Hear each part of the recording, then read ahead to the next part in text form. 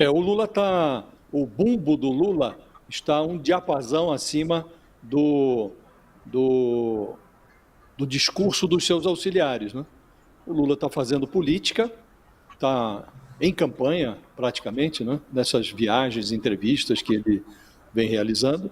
E agora, se você ouve o ministro da Fazenda, se você ouve o Itamaraty, mesmo os auxiliares do Lula no Palácio do Planalto, todos eles estão na linha de que é preciso levar em conta que, em matéria comercial, as melhores guerras são aquelas que são evitadas, né? Os próprios empresários que têm contato com o governo se manifestam nessa direção, até porque tudo o que o Trump fez até agora, fez ou disse que faria, está pendente de realização, né? Mesmo a taxação do aço, do alumínio, ele jogou para o mês de março. Essa reciprocidade com uma taxação na base do dente do olho por olho, né? Isso também ele disse, olha, vai haver um grupo de trabalho que vai analisar. O que chama a atenção, Fabio, e nesse ponto até o Lula tem razão, né? Porque a presença do Trump na Casa Branca destoa de toda a história dos Estados Unidos, da democracia americana, né? Todo político cultiva um certo mito de excepcionalidade, né? Mas é inédita na história essa pretensão do Trump de ser imperador moral e econômico do planeta, né? Como se ele só devesse contas à sua própria noção de superioridade. E inédito também é o grau de submissão das instituições americanas a esse mito antidemocrático que se instalou pela segunda vez, aliás, na Casa Branca. Então, é preciso saber até onde vai esse ímpeto imperialista do Donald Trump. Até que ponto as instituições americanas vão conviver com isso? E até que ponto também o consumidor americano, as empresas americanas, vão suportar os efeitos disso. Que o efeito disso é elevação de preços no mercado interno, no mercado doméstico dos Estados Unidos, e a inflação, que vai bater no bolso do consumidor, né? Então, o Brasil está em compasso de espera. Quando o Lula diz que pode recorrer à OMC, é como disse o Jamil, a OMC não existe. Então, é como se ele dissesse, não vamos fazer nada, né? E, de resto, em relação aos outros, o que vai tarifar produto norte-americano aqui, a ver, né? Não me parece que seja o caminho automático, como faz crer o presidente, né? Mas, nesse ponto, o Lula tem razão. Tem uma anomalia na Casa Branca. E, para lidar com a anomalia, é preciso ver até onde ela vai, né? E o Lula diz, não existe relação minha com o Trump. Não foi por falta de tentativa. O Itamaraty tentou, nos subterrâneos, estabelecer um contato que permitisse pelo menos um telefonema, a troca de um telefonema entre o Lula e o Trump. E não foi possível. Então, estão sendo estabelecidas relações de Estado para Estado. E elas serão do tamanho que o Trump permitir, né? Então, o que o Lula disse hoje é mais para ganhar tempo e está fazendo política ali. Fala, Jamil, o que você queria falar? Dois pontos. O primeiro, em relação à inflação, ontem, já no cercadinho do Trump, ele admitiu que, num primeiro momento, pode ter um aumento dos preços. Ou seja, ele mesmo dizendo que sim, a política que ele adota, ela vai contrária às promessas de campanha dele. Qual era a promessa de campanha dele? Reduzir o custo de vida do americano comum, né? Então, e aí, obviamente, ele depois diz, não, mas isso é só no primeiro momento, além de tudo, os americanos vão entender. Será que vão entender mesmo? Porque não entenderam, né? Na hora da eleição, quer dizer, entenderam o que eles queriam. Então, será que o americano vai mesmo entender que aquilo ali é para o bem da nação, pagar mais caro por absolutamente todo produto que chegar no supermercado? E aí ele faz a promessa, não, mas e depois vai ser reduzido. Será mesmo que vai ser reduzido? Dificilmente, né? O Thales conhece muito bem a história da inflação no Brasil. Você fala, não, agora o preço, depois de subir, caiu. Boa sorte. O que pode acontecer é a tua renda subir, mas o preço exatamente cair é muito, muito, muito difícil, principalmente numa situação da economia americana, que a questão principal não é, obviamente, a importação, é a produtividade e a competitividade das empresas americanas instaladas nos Estados Unidos. Então, isso tudo vai jogar aí, né, nessa avaliação do Trump até abril. Esse é o primeiro ponto. O segundo ponto, eu acho que o Josias tocou muito bem na história de fazer política. Olha o que aconteceu ontem. Primeiro, no cercadinho, Donald Trump falou que a Índia é muito injusta com os Estados Unidos, teve palavras extremamente duras contra o protecionismo indiano. 2 horas depois, ele estava numa coletiva de imprensa ao lado do primeiro-ministro da Índia. E aí ele foi perguntado sobre isso. E aí a resposta dele já foi muito diferente, dizendo, sim, claro, temos alguns problemas, etc., mas vamos negociar, tenho certeza que nós vamos encontrar uma solução. Ou seja, tem o discurso político de comércio e tem o discurso comercial de comércio, né? E aí você tem, obviamente, essa disparidade.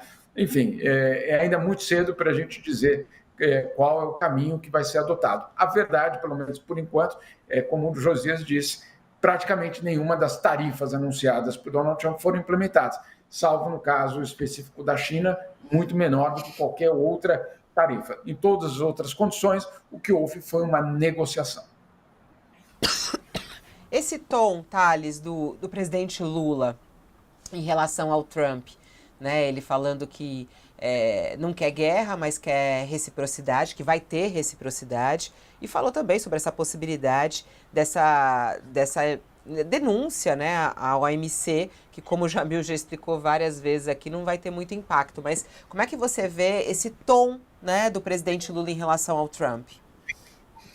O presidente Lula está sendo político, ou seja, ele está puxando um pouco para cima o tom, na expectativa, e essa expectativa do governo, me parece que é uma expectativa correta, é de que o Trump quer negociar e que vai haver, e que a negociação vai ser inevitável, na medida em que já começou em vários países, como o Jamil aí falou, a União Europeia já está procurando negociar, a China, o Trump já está conversando.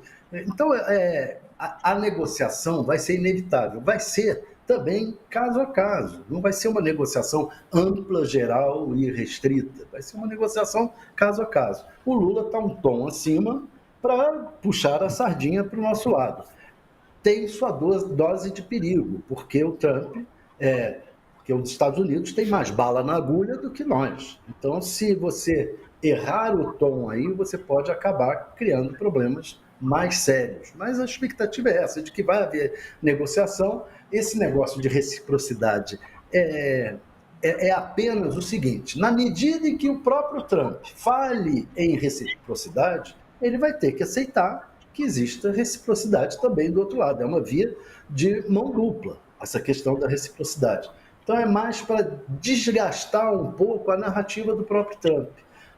Mas não há possibilidade de você ter reciprocidade de um sujeito fraco com um sujeito rico. Ela vai ser uma reciprocidade sempre a meia bomba, né?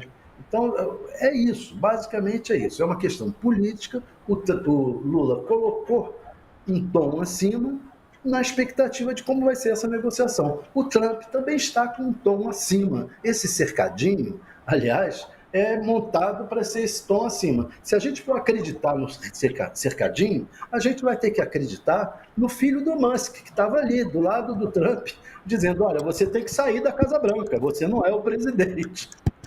Era o cercadinho.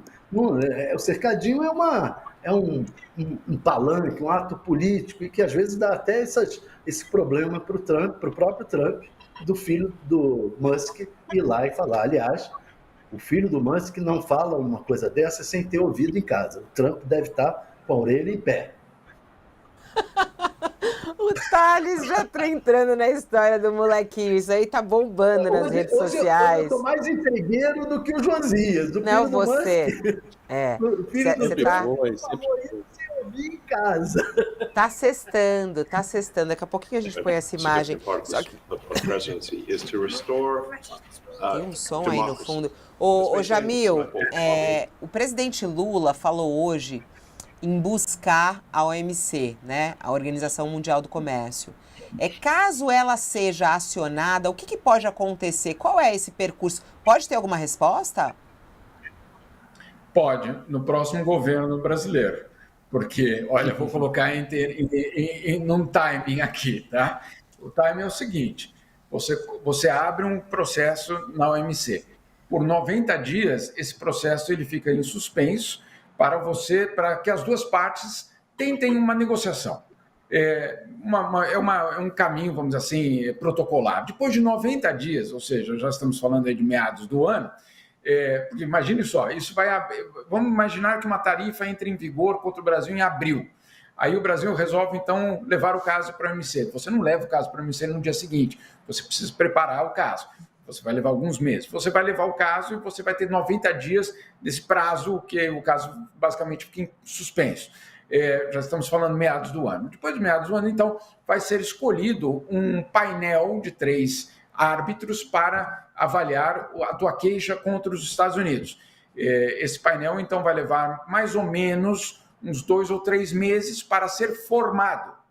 Então, estamos já falando meados aí do segundo semestre. Aí ele começa a trabalhar e ele tem mais ou menos a praxe desses árbitros, é mais ou menos que seja necessário um prazo de 1 ano para eles avaliarem o caso. Então, nós estamos falando no final de 2026 para que os árbitros, então, falem ao Brasil quem é que tem razão. Final de 2026. Quando isso acontecer, aí, Fabiola, o que acontece é que o governo americano pode recorrer a uma segunda instância. Você não pode pegar aquela primeira instância e aplicar aquela decisão. Isso não existe. O governo americano, então, recorre a uma segunda instância. E essa segunda instância, hoje, ela está paralisada.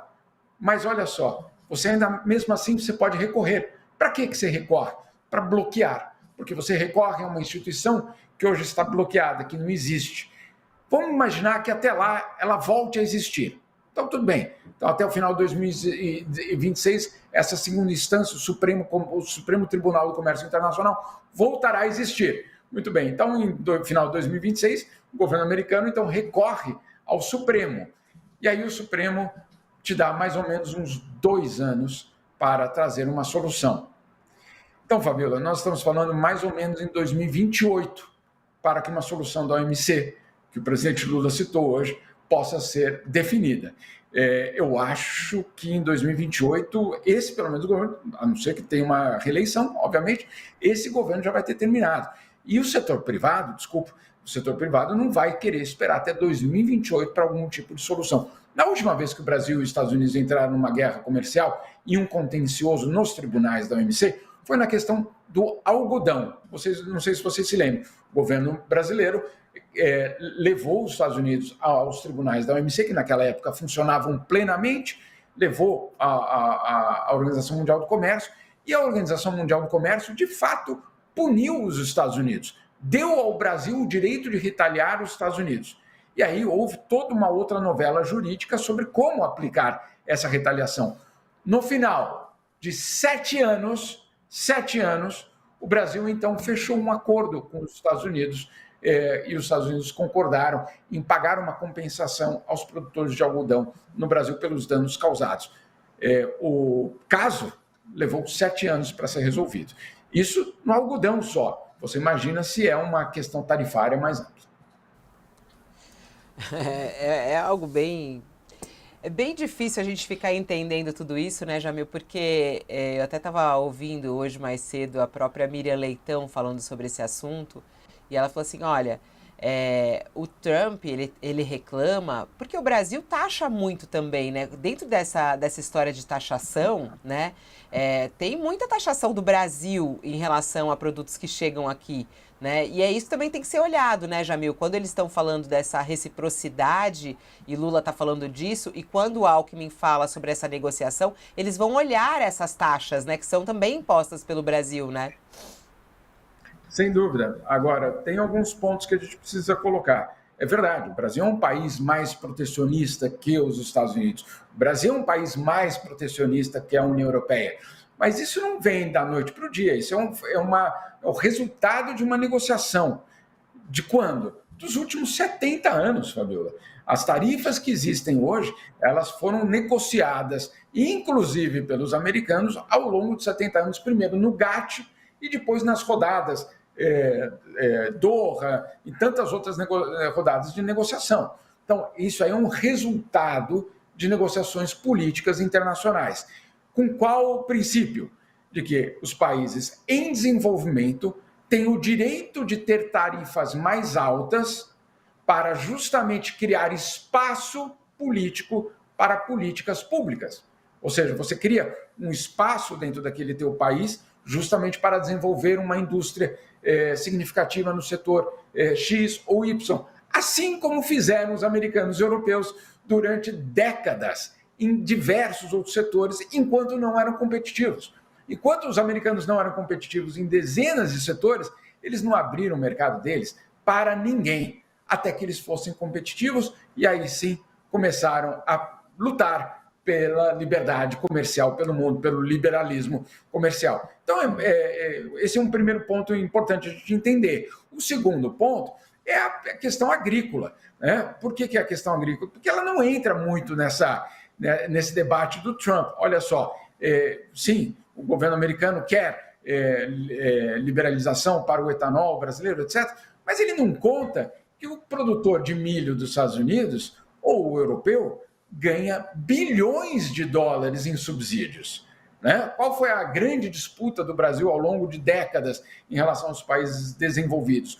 A concorrência não contra o produtor de milho de Kansas, mas contra o Tesouro Americano, que financiava esses produtores agrícolas nos Estados Unidos para que ganhassem mercado no mundo, claro, com um produto subsidiado. Então, não adianta a gente só falar de tarifas. Vamos falar de comércio, então a gente vai ter que falar também de subsídios. E aí, no campo de subsídios, a gente sabe que quem tem mais bala na agulha é quem, obviamente, tem o seu tesouro maior. No caso, não é o Brasil. Então, a questão comercial ela vai muito além de tarifas. Ela não é só uma questão tarifária. Também o curioso dessa história é como o Partido Republicano foi transformado com Donald Trump. O Partido Republicano era o Partido do Livre Comércio, não o partido das tarifas. Quem era o partido protecionista eram os democratas. Tanto que talvez o Tales e o Josias vão se lembrar dessa história. Um certo Bill Clinton, ali nos anos 90, chegou a propor uma correlação entre direitos trabalhistas e comércio, entre meio ambiente e comércio. E foi uma gritaria, porque como assim vamos colocar outros critérios para o comércio? O Partido Republicano não era esse, não. Agora, o Partido Republicano é o partido, obviamente, do Donald Trump.